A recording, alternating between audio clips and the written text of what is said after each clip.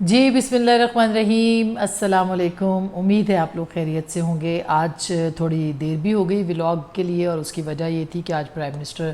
سے انٹرویو تھا جس میں کہ دو بہت اہم خبریں جو ہیں وہ سامنے آ گئیں، اور ایک بہت بڑی اناؤنسمنٹ یا ایک بہت بڑی سٹیٹمنٹ پرائم منسٹر کی طرف سے سامنے آئی، وہ ہے انتخابات کے حوالے سے کہ انتخابات، اور جس پہ کہ اب کہا جا رہا ہے کہ انتخابات پہ اب کہ التوا کا جو کہ بادل جو ہے وہ منڈلانا شروع ہو گئے ہیں۔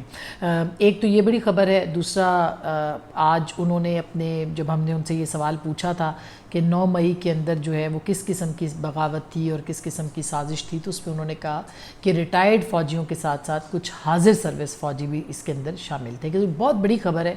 اور میرا خیال ہے کہ اس خبر کو مردم شماری کے تناظر میں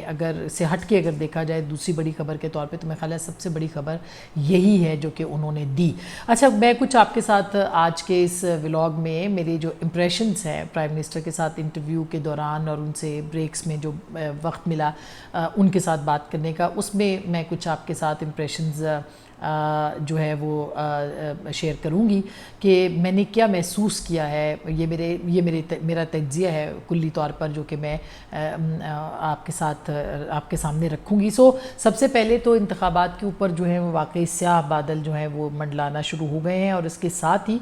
اس انٹرویو کے چلتے ہی پاکستان پیپلز پارٹی کی طرف سے تحفظات، اور اس کے ساتھ ساتھ جو دیگر معاملات ہیں، جو دیگر پارٹیاں ہیں، ان کی طرف سے بھی تحفظات سامنے آنا شروع ہو گئے ہیں۔ ہماری اطلاع ہے کہ اگلے کچھ دنوں کے اندر جو ہے وہ کاؤنسل آف کامن انٹرسٹ جو ہے اس کا اجلاس طلب کر لیا جائے گا، اور اس اجلاس کے اندر جو ہے وہ باقاعدہ اس کے اوپر نئی مردم شماری پہ انتخابات کو نوٹیفائی کرنے کی بھی کوشش کی جائے گی۔ اچھا، میں آپ کو ضرور یہ بتاؤں گی کہ یہ نوٹیفیکیشن جو ہے یہ کس طرح کا، یہ کیوں امپورٹنٹ ہے، اور یہ عمران خان صاحب کے دور میں ہی یہ فیصلہ ہوا تھا کہ نئی مردم شماری پہ انتخابات ہوں گے، اور شاید کہیں نہ کہیں جو ہماری اطلاعات اس وقت بھی تھی کہ انتخابات کو ڈیلے کرنے کا، تاخیر سے کرنے کا ایک جواز اس وقت بھی ڈھونڈا گیا تھا جب عمران خان صاحب کا دور تھا، اور اس دور میں یہ سی سی آئی نے فیصلہ کیا تھا۔ اس کی ڈیٹیل میں آپ کے سامنے اس کی ڈیٹیلز رکھوں گی کہ یہ کیوں اس طرح سے ہوا تھا، اور اب کیا معاملات ہیں، اور کس طرح سے آگے انتخابات کتنا آگے جا سکتے ہیں۔ لیکن سب سے پہلے اس کے ساتھ ساتھ جو ہے وہ عمران خان صاحب کا جو توشہ خانہ والا معاملہ ہے، اس کے اندر آج انہوں نے اپنا سٹیٹمنٹ دے دی ہے، جو کہ بے حد اہم سٹیٹمنٹ ہے، اور سٹیٹمنٹ کے اندر عمران خان صاحب جو ہیں انہوں نے یہ تسلیم کیا ہے کہ یہ تحفے جو ہے جو ان کے پاس آئے تھے یہ بیچے گئے ہیں۔ انہوں نے اپنے کل گواہ بھی پیش کرنے ہیں، اپنے جو ایم ایس تھے وسیم صاحب، بریگیڈیئر وسیم، ان کے اوپر انہوں نے الزام بھی لگا دیا ہے کہ وہ ان کی علم میں لائے بغیر جو تھے یہ تحفے بیچے گئے ہیں، یعنی انہوں نے فرح گوگی اور بشریٰ بی بی کو بالکل سائیڈ پہ کر کے صرف اور صرف اپنے جو ایم ایس تھے ان کے اوپر یہ الزام لگا دیا۔ کل ان کو جو ہے جرح کے لیے بلایا جائے گا، یا ان سے جو انویسٹیگیشن ہے وہ کی جائے گی۔ حتمی مراحل کے اندر یہ معاملہ داخل ہو چکا ہے، عمران خان صاحب نے تسلیم کر لیا ہے کہ یہ، اور دلچسپ بات یہ کہ اس کے اندر انہوں نے ایک بات یہ بھی کہی ہے کہ یہ ضروری نہیں ہے کہ یہ جو گوشوارے ہیں اس کو جو اس طرح سے بتایا جا سکے، حالانکہ یہ ان کے اپنے جسے کہنا چاہیے اکاؤنٹ میں یہ پیسے گئے ہیں، اور یہ جو تحائف بیچے گئے تھے یہ تحائف جو ہیں اس کا یہ بھی چونکہ اس کے بینیفیشری پرائم منسٹر پاکستان اس وقت کے تھے عمران خان صاحب، لہٰذا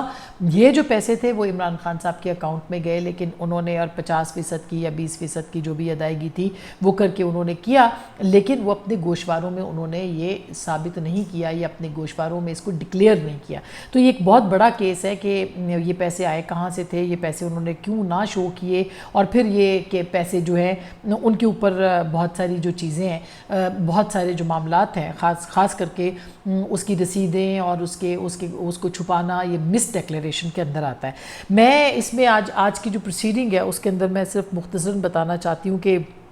انہوں نے یہ کہا کہ آج جو پروسیڈنگ ہوئی اس میں جج ہمایوں دلاور جو تھے انہوں نے چیئرمین پی ٹی آئی کو جو ہے وہ اپنے روسٹرم پہ آنے کو کہا، جس میں کہ انہوں نے کہا کہ میں آپ کو سوال پوچھوں گا، آپ اس کے جواب دیں گے،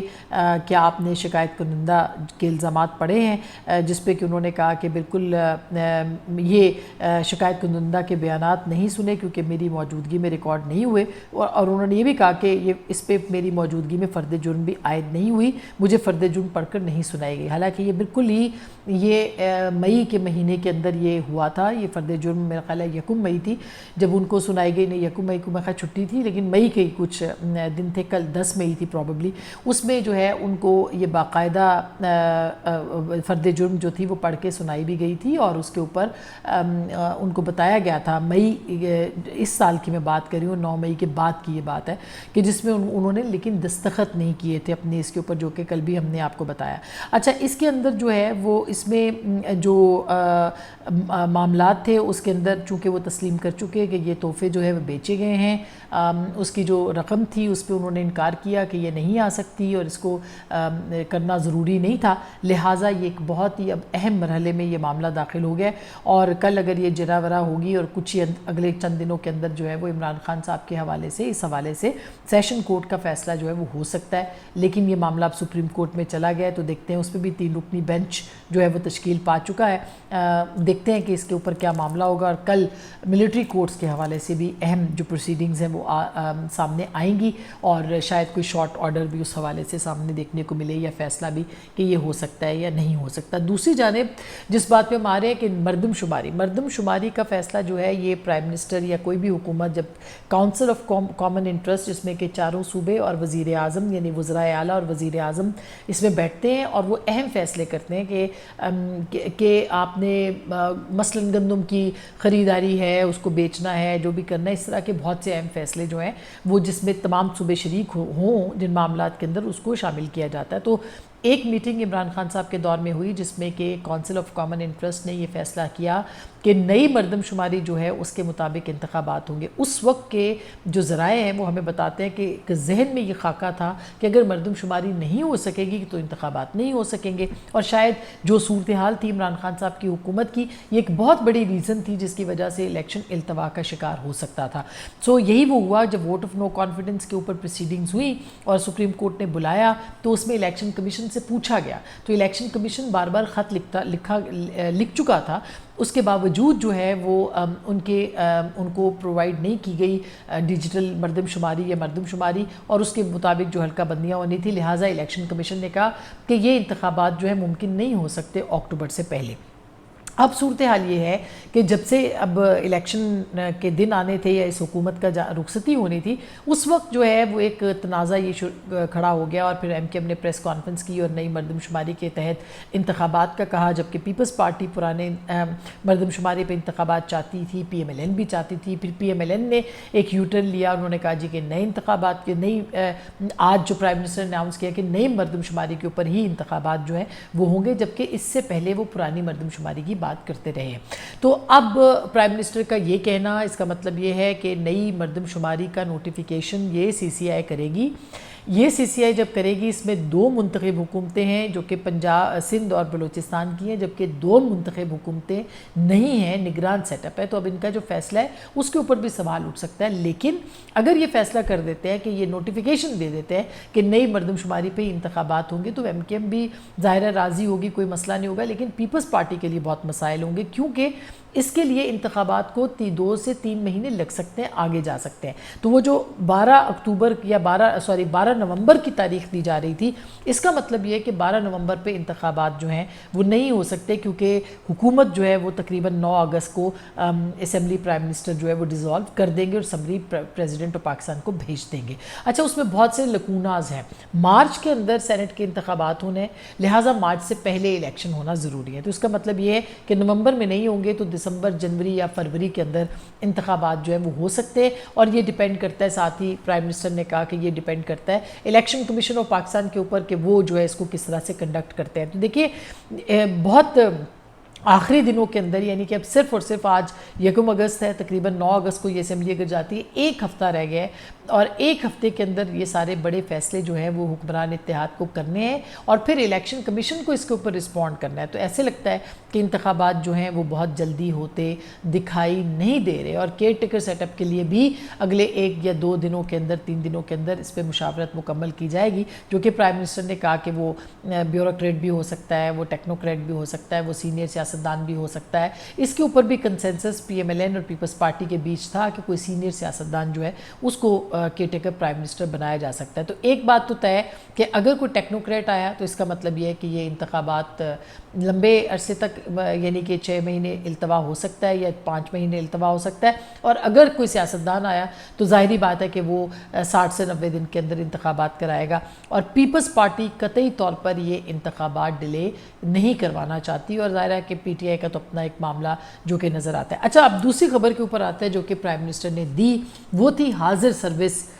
فوجی جو تھے وہ اس بغاوت کے اندر جو کہ 9 مئی کو ہوئی, اور جس کا تانا بانا عمران خان صاحب کے ساتھ ملتا ہے, اور انہوں نے صاف کہا کہ ایویڈنسز اس کے موجود ہیں. ہم نے ان سے پوچھا کہ آپ گرفتار کیوں آپ نے نہیں کیا, تو انہوں نے کہا یہ میرا کام نہیں ہے, یہ اداروں کا کام ہے. اسی طرح سے احتساب کے حوالے سے بھی, اور پھر ہائیبرڈ نظام کے اوپر بھی ہم نے ان سے پوچھا کہ صرف عمران خان تو اس کے مورد الزام نہیں ہیں, بلکہ جنرل باجوہ اور جنرل فیض بھی اس کے جو ہیں وہ انہوں نے بھی یہ ہائیبرڈ نظام سے فائدے اٹھائے ہیں, تو ان کا احتساب کیوں نہیں ہوا. تو انہوں نے کہا کہ یہ سب احتساب جو ہے یہ ہمارا کام نہیں ہے, یہ کام اداروں کا ہے, اور ظاہر ہے کہ جو ادارے ہیں وہ اپنا اپنا کام کریں گے. سو ایک بات جو ہے وہ صاف نظر آ رہی ہے کہ عمران خان صاحب جو ہیں وہ ان کی گرفتاری نگران سیٹ اپ میں عمل میں آ سکتی ہے, اور جیسے ہی یہ نظام چینج ہوگا یعنی حکومت چینج ہوگی, ساتھ ہی جو ہے وہ ان کی گرفتاری عمل میں آ سکتی ہے. اور صرف یہی نہیں بلکہ جو حاضر سروس فوجیوں کی بات کی ہے پرائم منسٹر آف پاکستان نے, اور کوئی اور بات یہ نہیں کہہ رہا بلکہ پرائم منسٹر کہہ رہے ہیں, وہ ان کی بھی جو جسے کہنا چاہیے وہ باقاعدہ انویسٹیگیشن ہو رہی ہے, اور ان کا بھی کورٹ مارشل جو ہے وہ ہو سکتا ہے. لیکن یہ ایک بہت بڑی بات ہے جو کہ پرائم منسٹر نے آؤٹ گوئنگ پرائم منسٹر ہم کہہ سکتے ہیں, انہوں نے یہ بات کہی ہے. نواز شریف صاحب کے بارے میں انہوں نے بڑی دلچسپ بات کی ہے. انہوں نے کہا جی وہ ہماری چوتھی بار کے وزیر اعظم بن سکتے ہیں اور وہ جلدی واپس آئیں گے. یہ تو خیر بہت عرصے سے پی ایم ایل این کہہ رہی ہے, لیکن یہ بات انہوں نے کہی کہ وہ واپس آئیں گے, اور ہمارے اگلے جو پرائم منسٹر کے کینڈیڈیٹ ہیں وہ صرف اور صرف نواز شریف صاحب ہیں جو کہ چوتھی بار کے لیے وزیر اعظم بنیں گے. تو یہ بھی ایک بڑی سٹیٹمنٹ ہے. اس پہ بھی ہم نے پوچھا کہ کیا اسٹیبلشمنٹ جو ہے وہ راضی ہے, تو انہوں نے کہا اسٹیبلشمنٹ کا اس سے کیا تعلق ہے, یہ ہماری پارٹی کا فیصلہ ہے اور ہماری پارٹی جو ہے وہ یہ فیصلہ کرے گی. اور یہ بھی انہوں نے کہا کہ جو عاصم منیر صاحب ہیں, جنرل عاصم منیر, ان کی رکاوٹ کے لیے عمران خان صاحب جو ہیں انہوں نے دھرنا دیا تھا, اور یہ ایک سازش ایسی تھی جو کہ سازش سامنے آئی اور بے نقاب ہوئی. اور پھر ہم نے یہ بھی پوچھا کہ کیا یہ ساری جو سازش تھی اس کے جنرل باجوہ بھی اس کا حصہ تھے, اور کیا وہ ایکسٹینشن کے لیے دباؤ بھی ڈال رہے تھے. تو اس میں انہوں نے کہا کہ میں کوئی جواب نہیں دوں گا, اس پہ میں کوئی بات نہیں کروں گا, لیکن اتنا کافی ہے کہ عاصم منیر صاحب میری چوائس تھے اور مجھے فخر ہے کہ میری چوائس بہت ہی اچھی تھی. یہ بھی انہوں نے کہا کہ ہائیبرڈ نظام تسلیم کیا. ہم نے ان سے پوچھا کہ پچھلا ہائیبرڈ نظام تھا تو کہ یہ ہائیبرڈ پلس ہے, جس میں انہوں نے کہا کہ اگر ہائیبرڈ پلس سسٹم بنتا ہے ملک کی ترقی کے لیے, خوشحالی کے لیے مل کے فیصلے کرتے ہیں تو ہمیں یہ منظور ہے. تو ایک کافی اچھا اب جو امپریشنز ہیں پرائم منسٹر کے, ایک تو ان کی باڈی لینگویج سے بالکل یہ نہیں لگ رہا تھا کہ وہ آؤٹ گوئنگ پرائم منسٹر ہے, اور یہ ہم نے ان سے سوال پوچھ بھی لیا. وہ کانفیڈنٹ ہیں کہ وہ واپس پی ایم ایل این جو ہے وہ حکومت بنائے گی, اور جب بھی الیکشن ہوں گے وہ جیت کے واپس آئیں گے. اور خاص کر کے پیٹرولیم پرائسز پہ ہم نے ان سے پوچھا کہ آپ اتنے زیادہ 20 روپے ایک دم بڑھا دیے, ایک ہفتے کے بعد بھی بڑھائے جا سکتے تھے, نگران سیٹ اپ نے آنا تھا, اس وقت بھی کیا جا سکتا تھا. لیکن انہوں نے کہا کہ ہم پچھلی حکومت کی طرح نہیں تھے, ہم نے اپنی سیاست قربان کی ہے, ریاست کو آنچ نہیں آنے دی. تو ہم نے اگر ان کی طرح ہم سستا کر کے چلے جاتے تو ہمیں فائدہ ہوتا, لیکن ہم نے ایسا نہیں کیا. تو اس سے بھی ایسے لگتا ہے کہ ایک اعتماد جو ہے وہ اس حکومت کے اندر ہے, اور وہ آئی ایم ایف کے ساتھ ڈیل کو بھی نہیں توڑنا چاہتے, اور ان کو یہ بھی پتہ لگتا ایسے ہے کہ انتخابات جو ہیں وہ لیٹ ہوں گے, جس کی وجہ سے یہ فیصلہ ان کو کرنے میں آسانی جو ہے وہ ہوئی ہے. پرائم منسٹر کے کینڈیڈیٹ کے لیے ابھی تک جو ہماری اطلاعات ہیں وہ مشاورت کا آغاز ہو رہا ہے. کل سے باقاعدہ پرائم منسٹر نے بھی کہا کہ باقاعدہ جو ہے اس کے لیے میٹنگ ہے, کل ایک ڈنر کا اہتمام کیا گیا ہے اسلام آباد میں, اس میں تمام جو لیڈرشپ ہے وہ بیٹھے گی, اور میاں نواز شریف کے ساتھ بھی جو ہے وہ مشاورت کی جائے گی, اور اس کے بعد جو ہے وہ پرائم منسٹر جو ہے اس کا نگران وزیر اعظم کا فیصلہ ہوگا. یہ ایک خبر بہرحال ابھی ہم آپ کو مزید مصدقہ خبر بھی دیں گے کہ جو کیئر ٹیکر پرائم منسٹر ہے, صرف ہنٹ دیں گے, ابھی خبر چونکہ تصدیق ہونا باقی ہے لہٰذا وہ نہیں دیں گے کہ وہ کہیں باہر سے تشریف لائیں گے. تو اب وہ باہر سے کون ہو سکتا ہے کون نہیں, اس کے اوپر ہم آپ کو پھر خبر دیں گے. اپنا بہت خیال رکھیے گا. اب تک کے لیے اتنا ہی. اللہ نے کے بعد.